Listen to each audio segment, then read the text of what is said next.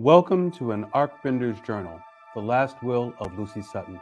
I'm your host, Terrence Franklin. In each episode, we go on an odyssey to discover my family history, and I invite guests to share their stories to bend the arc of history with their own legacy.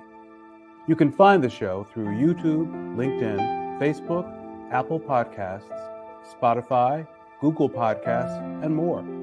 Now please, join me for An Archbender's Journal, The Last Will of Lucy Sutton. I'm your host, Terry Franklin.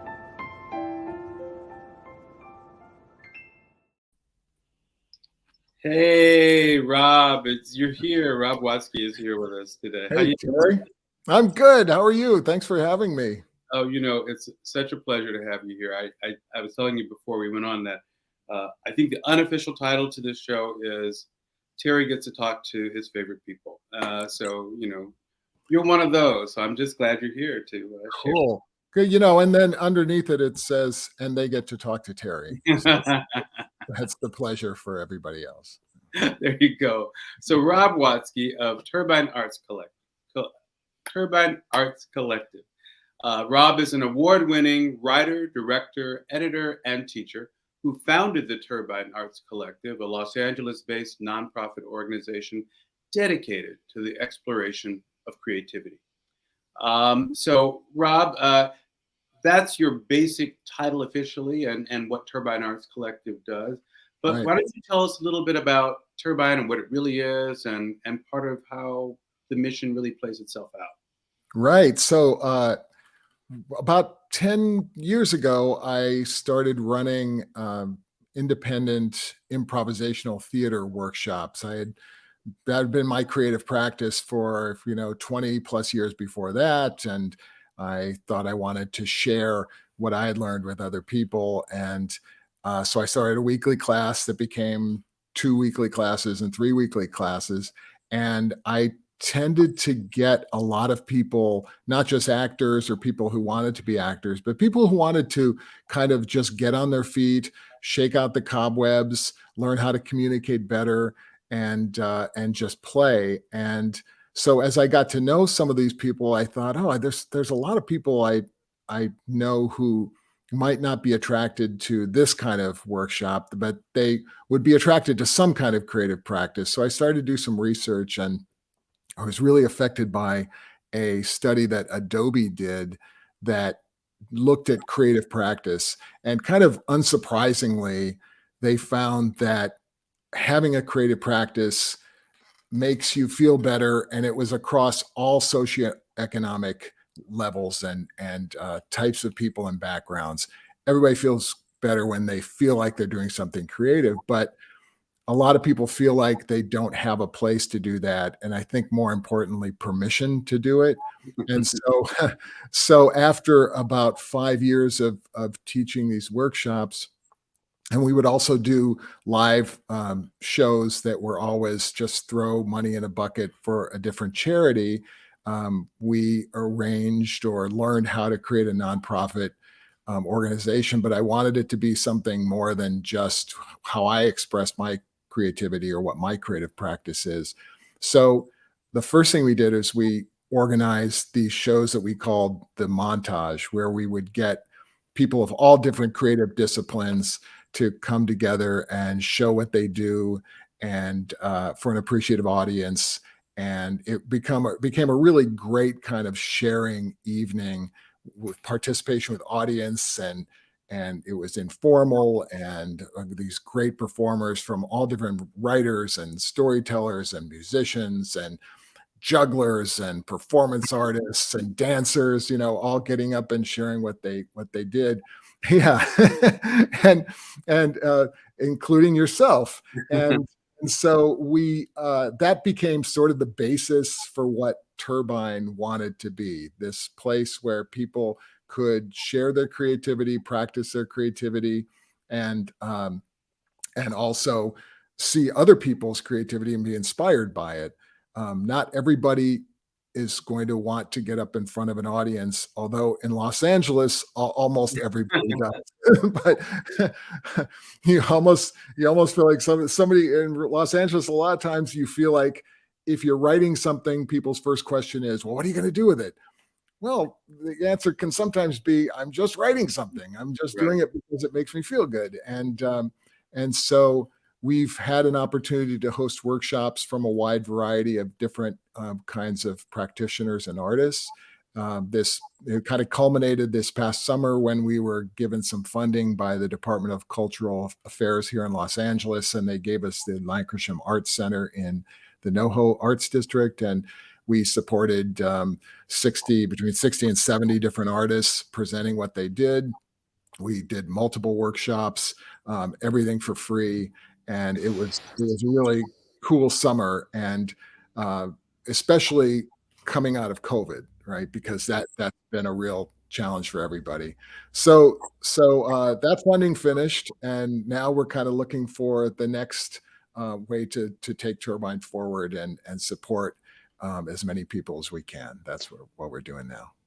I love it. Yeah, you used the term creative practice, and then you gave a description about how you'd read about it. And I love having a way to frame that, because as somebody who, as I grew up as a child, I think I sort of thought of creativity as something that was elementary school. You're encouraged to do these creative things. Right. And then at some point, either you're somebody who is sort of touched by the gift of talent and recognized for it. At least this is my mind. This is my child's mind. Or else, it's not something that you're great at. You're not the greatest writer. You're not the greatest performer. You're not the greatest this or that. So at least for me, I kind of let the creative go and thought, okay, well, I'll do that sometimes. But I didn't understand or appreciate how essential it can be for many people, especially for me. But I think you're speaking to that, is this creative impulse. I think that's important for many human beings. Yeah, I think so too. I really have expanded, and part of this is just maturity, because the same thing for me when I was younger. I thought all of my expression should go into producing something or making something tangible or getting paid for it or whatever. But the more I'm able to observe other people doing it, the more I appreciate just people at practice or people at play. And of course, where I come from, the improvisational world has really had this huge arc from the 1950s, where it really started in America, to now, where it's just ubiquitous and everybody's taking an improv class. But I also noticed that a lot of what gets advanced, especially in a place where they might have levels of classes, are people who are really facile and can come up with funny lines and can think on their feet and all that. But improvisation, the way it was originally intended and the way I practice it, is really about connecting with other people, learning how to listen, learning how to respond. And for me, I'm not quick on my feet the way I speak. I don't come up with funny lines. But I can listen to somebody and I can react to them and I can create a scene out of nothing. And every time I do it, I feel good and I feel like I've made a connection. And in some ways, I feel like I'm at my best. So I love seeing other people do that. And I don't think the result has to be you sold a screenplay to, Warner Brothers. Nothing against Warner Brothers, but so. Well, I totally agree with that idea, that really understanding that being in the moment, appreciating the thing that you're doing to react to someone. I've taken a couple, some of your improv classes, and as somebody who is a lawyer who is supposed to think on their feet often, I often feel like I wish I were better able to think on my feet or have the right reaction. They have the esprit d'escalier, that perfect thought that you have the next day. But I think part of the improv lesson that I learned, things like really listening, the yes and idea of being there in the moment, engaged, that, you may not know what the result is going to be from a Buddhist standpoint, but to appreciate this moment and react to and respond to it, I think is essential. And that's what you're speaking to, I think. Yeah, right. And it's kind of all over the map. Right now we have 2 classes going and they're full. I mean, it's hard to to bring new people in.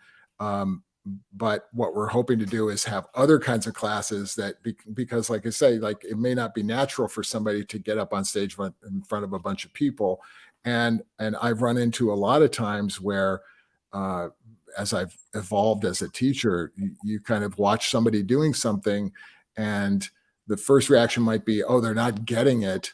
But I've evolved to, oh, they're getting it to the extent that they're able to do it. And we all bring our backgrounds and our experiences in. And that's really what we want to see. We want to see each individual when they're expressing themselves, if we're going to be asked to watch, whether it's in a workshop or a performance or whatever.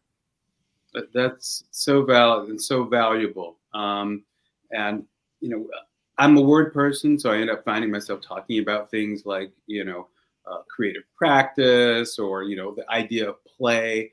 But one of the things that sort of stuck out to me is when you talk about what you're doing and what I'm learning to do is storytelling. You know, storytelling to me when I was a kid was what you learned or what you got when you went to the library in elementary school once a week and somebody would tell you the story. But I feel like the zeitgeist has used storytelling and the idea of how important is your story in politics and other places.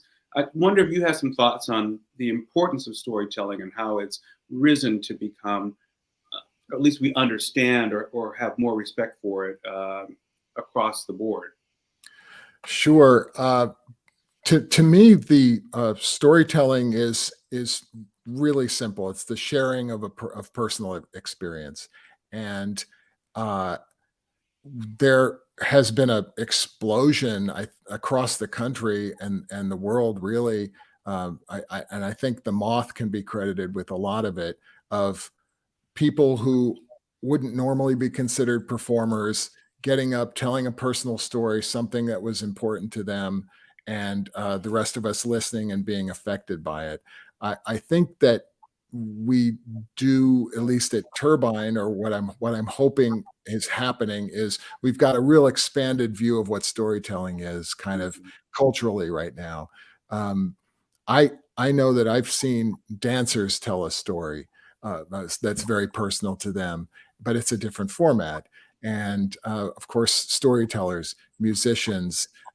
We had a wonderful juggler last summer perform, and he told a story of his life. It was in metaphor, but you could see him coming through and as he performed, and it was really, really fun to watch and really had a big effect on the audience, including just pure joy of watching it. So I do think, I think it's, I think that I agree what's happening right now, and probably because of the internet, because everybody feels the need or gets to share just about everything, which, you know, you can talk about whether that's a positive or a negative thing. But the positive part of it is, I think we are required in our daily lives to listen to other people, and we can either do it or not do it. But I think it is kind of a requirement. It's put out there in front of us all the time, and we're bombarded with stories. The good thing is we get to listen to a lot of people who are different from ourselves, you know. And I think about your story in telling Lucy Sutton. If you just listed off the facts of Lucy Sutton, it wouldn't be engaging, and it would probably be, our heads would be spinning and like, how is this possible? But you tell it as a story, right? And so we get to really experience it with you, and you paint a vivid picture of the characters, and so we learn something from it. Now, that experience couldn't be more different than my experience of my ancestry, right? But I have ancestors, you know. Got a story.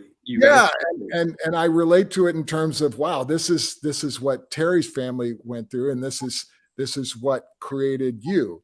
And so I think we're at a really great place right now, whether you want to go out and listen to literal storytelling, or whether you just are willing to open yourself up a little bit and go, oh, well, I never would have thought of hearing somebody reading somebody's short poem, you know, and getting something about what they're about. I think it's a really kind of a great place we're in right now. Yeah, because I don't know. It's funny how you learn things over your lifetime, and sometimes you don't get a message until years and years later. But when I was in college, I took some classes in what they called interpretation of literature, and it was, you Yes. kind of read a poem or read a story and figure out how to perform it. At Northwestern, they don't even call it that anymore. It's now called performance studies. So it's like a whole transition of thing.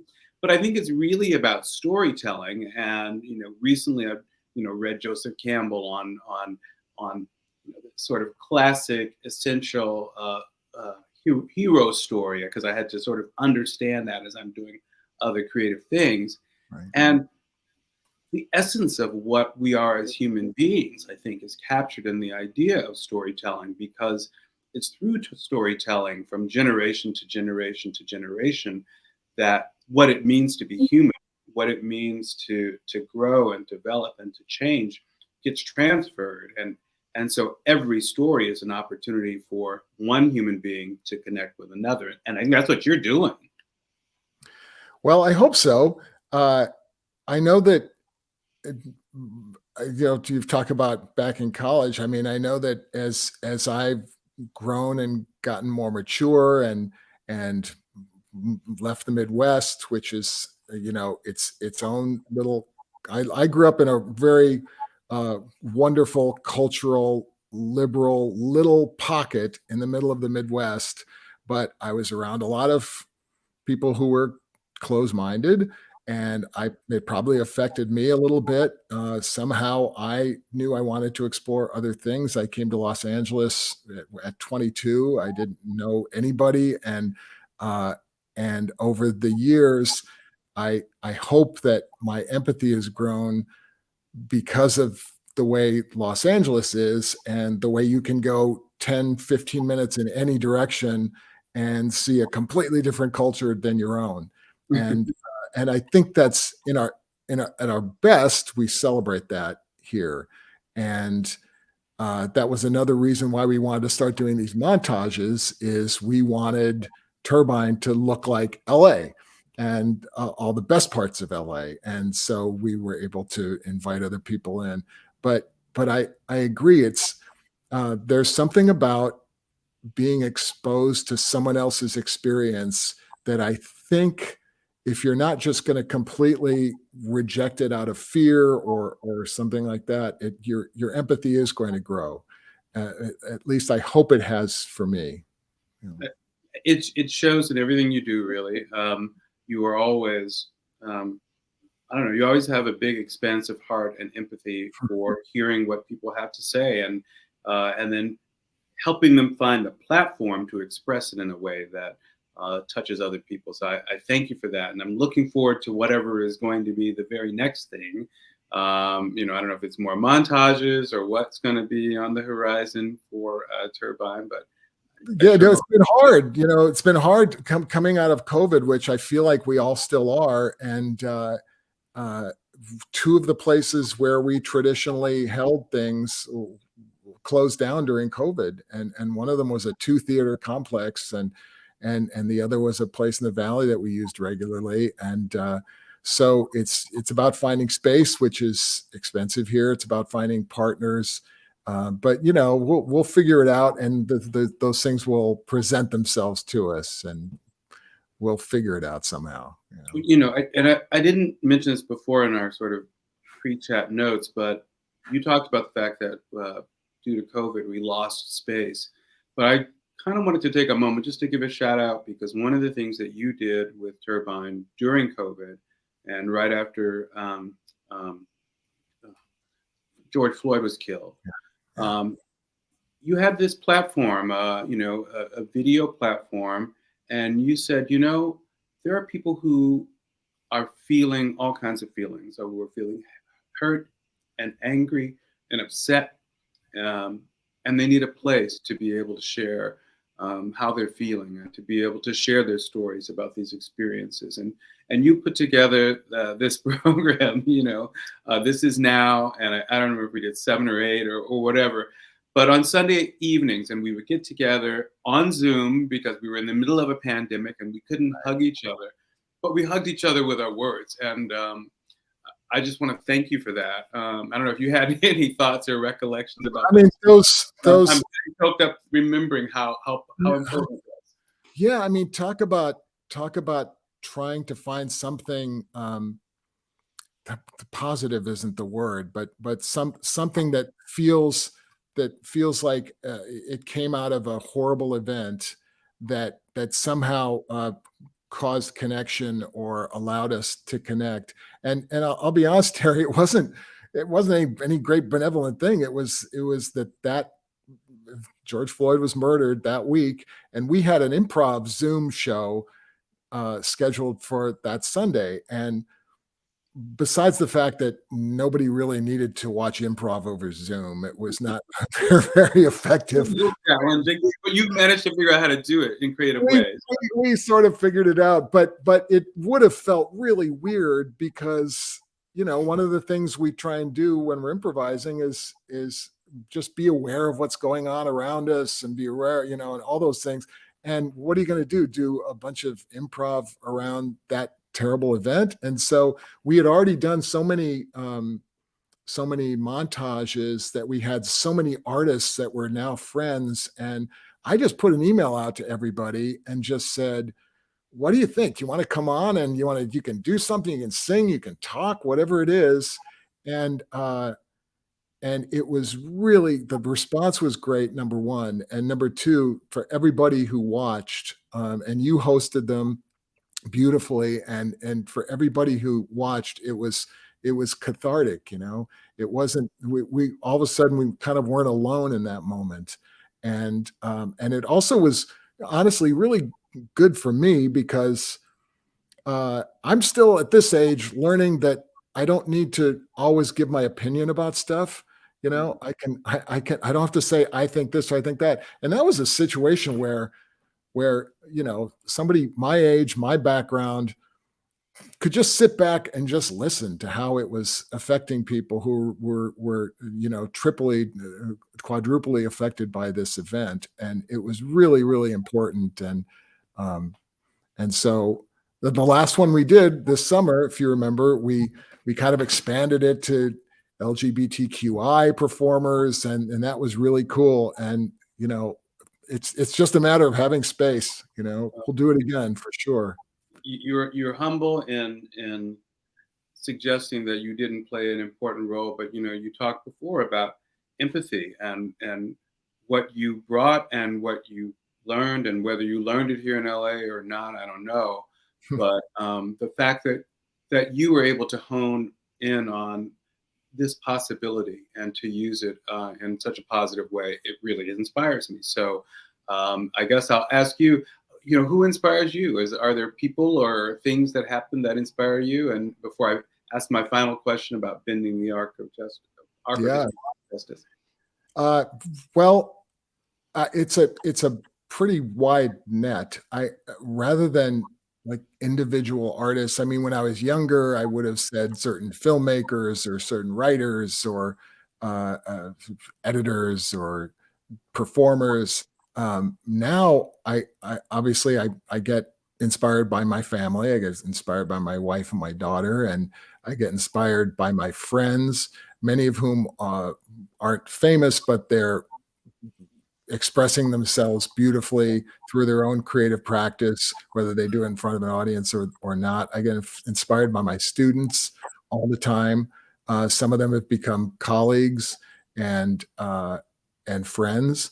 And I get inspired pretty much by anybody who I see attempting to figure things out, you know, attempting to listen to other people, trying to express themselves in a way that gives us connection between each other. So every time I go out to see other people telling stories and music and all that, and I'm constantly inspired. The only thing I'm not inspired by is if somebody's very pretentious about it.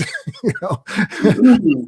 Nobody likes some attention. So right. Go out and do your thing and realize that you're giving us a gift and we're giving you a gift and we're all in it together. And I really am constantly inspired by that kind of stuff. shared experience. Well, Yeah. as we head out, my final question is always either what are you doing to help bend the arc of history towards justice, or how might you recommend that other people do it? But you've already described so many things that you do and just in your life and in working with Turbine Arts Collective that reflect that. So you can either say that's good, or if you want to add something else to it, that's great too. I think the only thing I would add is that we fail sometimes too, and this is. It's great to have this conversation with you. It's great when I walk away from a class and feel like, wow, that was really fun, or performances with a bunch of artists and say that was really inspiring.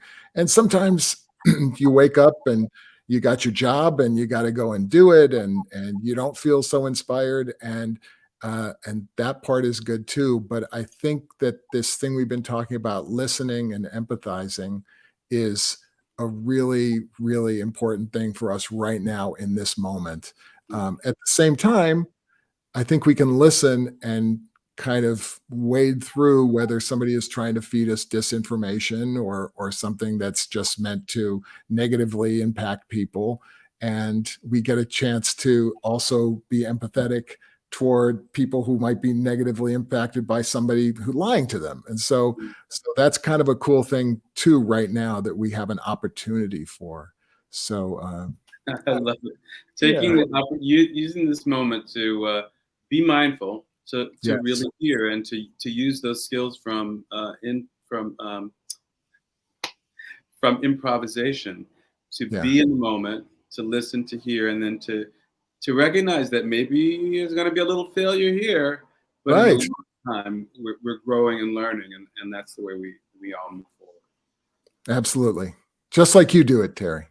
You've taken you as an example. So this has been so great to have you on. It's been so fun talking to you. Please give my love to Helen and Hannah, and we'll see you around soon. But thank you for being a guest on our show. It's been a real to your girls and to Jeffrey as well. Thanks, Terry. What a pleasure. Have a great weekend. Thank you for tuning in to an Arcbender's Journal, The Last Will of Lucy Sutton. I've been your host, Terrence Franklin. You can find this show through YouTube, LinkedIn, Facebook, Apple Podcasts, Spotify, Google Podcasts, and more. Thank you for your positive feedback, comments, questions, and for sharing this show with others.